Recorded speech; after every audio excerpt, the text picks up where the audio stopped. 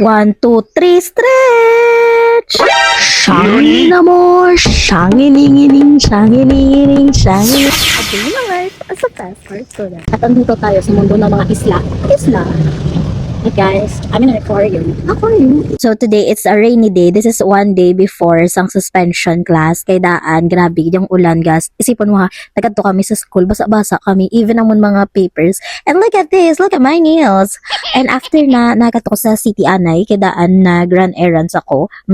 And na may free taste, diri sa tinapayan, okay, syempre, nakuha ko dayon. Syempre, free na gina, di ba? And after sin, nagmatamat ako din balik sa class. Kay daan, meron kami ballet class. And pagabot, wee!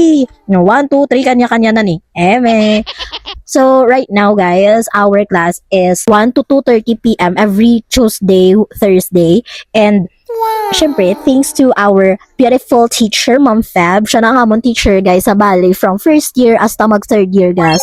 And ang amon gintunan subong is ballet exercises and stretching! As in, ang stretching, gid guys, grabe. The feeling ko pati ang akon, morning, nagahitad man. Hindi, joke lang.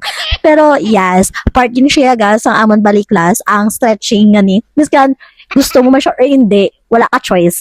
Hindi. Pero to, guys, kailangan ni naton. And, syempre, didrik na mo na ma-feel ang super sakit sang bilog mga lawas after class. And yeah, that's all for today, guys. Bye-bye.